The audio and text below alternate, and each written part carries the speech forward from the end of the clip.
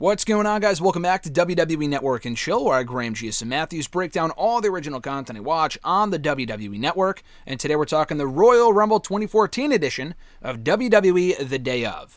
Now, WWE's done a few of these over the last number of months where the current Day Ofs, like on the recent pay-per-views and stuff, are always great.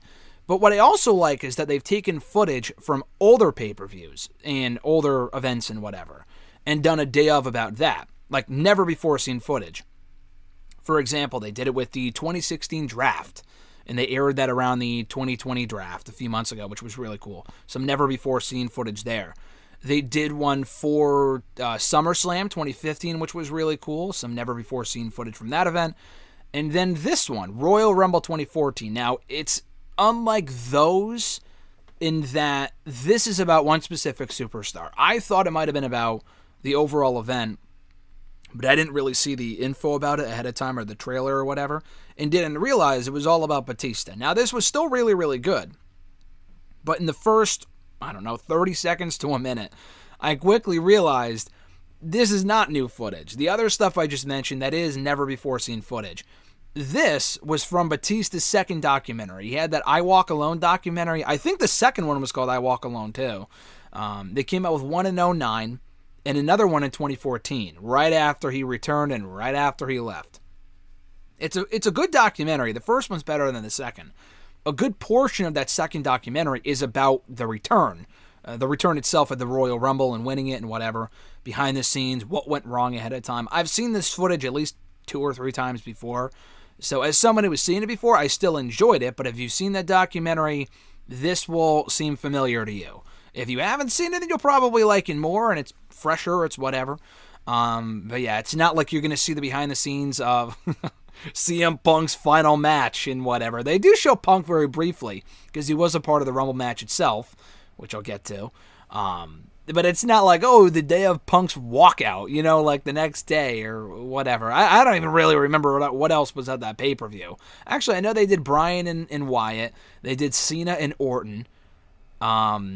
I forgot what else, but I know they did those 2 matches and then maybe a Divas match or a Divas title match. I don't fucking remember.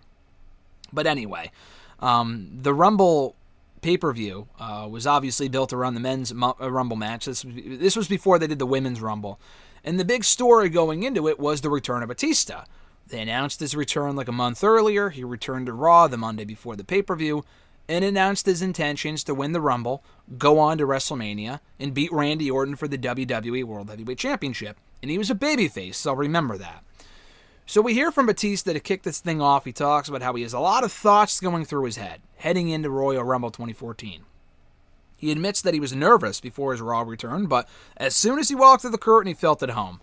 And he had nightmares about the 2015 Rumble, and that's when they show footage of that, of when he won it. He did win. He eliminated John Cena, but it was only after they botched the finish.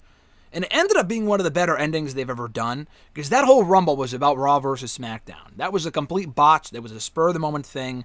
Vince blew his quads out. That was hilarious. Probably not so much for him, but for everyone else it was pretty funny. So that was when, they hit the floor at the exact same time. They had to improvise, and they had the Raw referees favor Batista, the SmackDown referees favor Cena. It was an awesome finish, but he had nightmares about botching that, even though it turned out to be very memorable for the right reasons. But he said there's no feeling like winning the Royal Rumble match, and it's hard to describe. But he also recalls, in being back in WWE for the first time in 4 years, he recalls how stressful everything is behind the scenes, especially the day of TV and stuff like that. He sees a lot of familiar faces, people like Finlay, the great Khali, but he also sees a lot of faces that he doesn't recognize, people like Roman Reigns and AJ Lee and people like that. And I'm only naming off the people that I see him interact with. Ryback was another one that he's never met before. And he says that things have changed a lot in his absence. So we talked about wanting to do movies, and he had time off after filming Guardians of the Galaxy. That's why he decided to come back when he did, in time for WrestleMania 30. He does recall breaking his back while talking to Ric Flair in his last match with WWE 4 years earlier against John Cena at the Over the Limit pay-per-view, and he had surgery like a year later. It was a whole problem.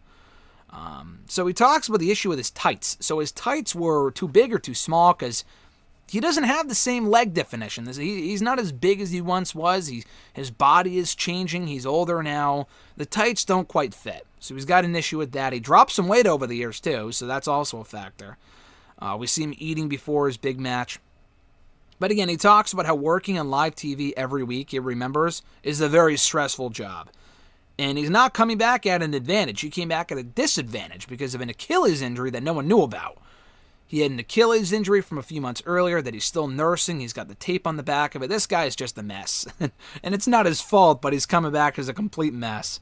And staying healthy this time around is his biggest concern. He doesn't want to re-injure that Achilles. He doesn't want to injure his back again. He wants to stay healthy, which I think by and large he did. I don't think he got hurt at all during that run in 2014 or when he came back in 2019. But we see him catching up with Shawn Michaels before going out for the Rumble, which was cool.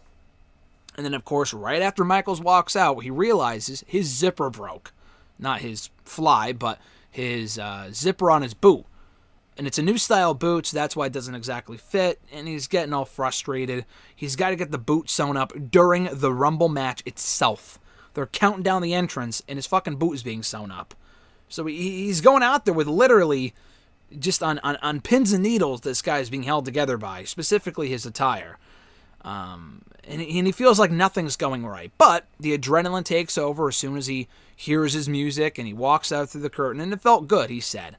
So they recap the Rumble. Rey Mysterio comes out at number 30. The fans boo. They wanted Daniel Bryan. They boo Rey Mysterio. They cheer when he gets eliminated by, I think, Seth Rollins or somebody. I forgot who. Maybe Roman. So Punk was one of the last men in there. He gets eliminated by an already eliminated Kane. That pissed people off.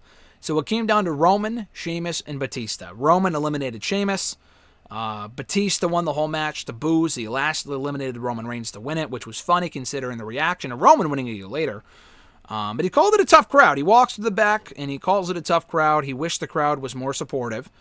And it bothers him when people say that he doesn't deserve it, completely forgetting about what he went through to get there in the first place years earlier, and all the trials and tribulations he had to go through the first time around. But it's all worth it when he meets people like Connor the Crusher, Connor Mahalik, who is obviously the face of the Connor's Cure Foundation and whatever. That was a big story with Daniel Bryan. But yeah, he meets Connor the Crusher. That was a cool moment.